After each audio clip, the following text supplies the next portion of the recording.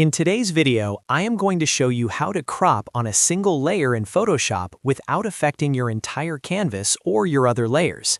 This is a common frustration for many designers who are used to the standard crop tool, which unfortunately resizes the entire document. If you have ever tried to crop just one image or an individual element within a complex project, only to find your whole workspace shrinking, this tutorial is exactly for you. We will be covering two distinct methods, a quick destructive method and a professional non-destructive method using masks. By the end of this video, you will have complete control over your individual layer dimensions, and your workflow efficiency will skyrocket. If you find this guide helpful at any point, please make sure to hit that like and subscribe button, as it really helps the channel grow and allows me to keep creating free content for you. Alright, let's dive straight into the first technique.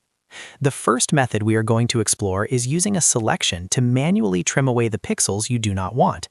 This is perfect for quick edits, where you know for sure that you don't need the hidden parts of the image anymore. To begin, navigate to your Layers panel and carefully select the specific layer you want to work on.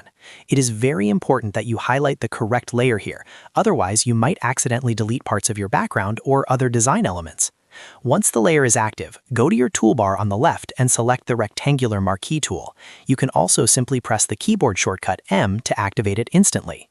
Now, go ahead and click and drag your mouse to create a selection box exactly around the area of the layer that you want to keep.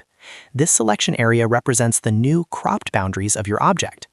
After you have drawn your box, we need to tell Photoshop to select everything outside of that box instead of everything inside.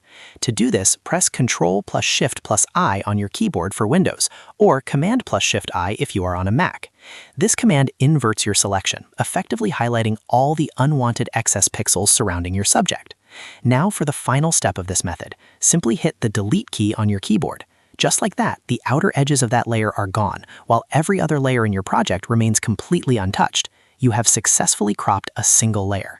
Now, as useful as that method is, sometimes you might change your mind later and want those pixels back. That is why the second method is actually my favorite way to work. This is the non-destructive layer mask method. It hides the outside area without actually deleting any data, meaning you can always adjust the crop later if needed. Start by selecting the layer you want to modify in the Layers panel again. Just like before, grab your rectangular marquee tool by pressing M or selecting it from the sidebar. Draw a selection over the part of the image you want to remain visible. Now, instead of inverting the selection or hitting delete, look down at the very bottom of your Layers panel. You will see a small rectangular icon with a circle inside of it. This is the Add Layer Mask button. Click that icon once.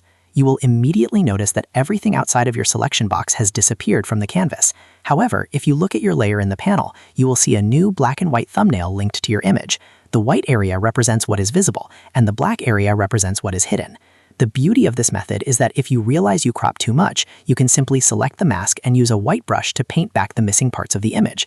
It is the most professional way to handle cropping on a single layer, because it offers the ultimate flexibility. Both of these methods solve the problem of the standard crop tool affecting the whole document, and choosing between them just depends on whether you prefer speed or flexibility. I hope this cleared up any confusion you had about layer-specific cropping in Photoshop. It's a simple trick, but it makes a world of difference when you are building complex compositions. If this video helped you out today, don't forget to hit that like and subscribe button so you don't miss any of our future design tutorials. Thank you so much for watching, and I'll see you in the next one.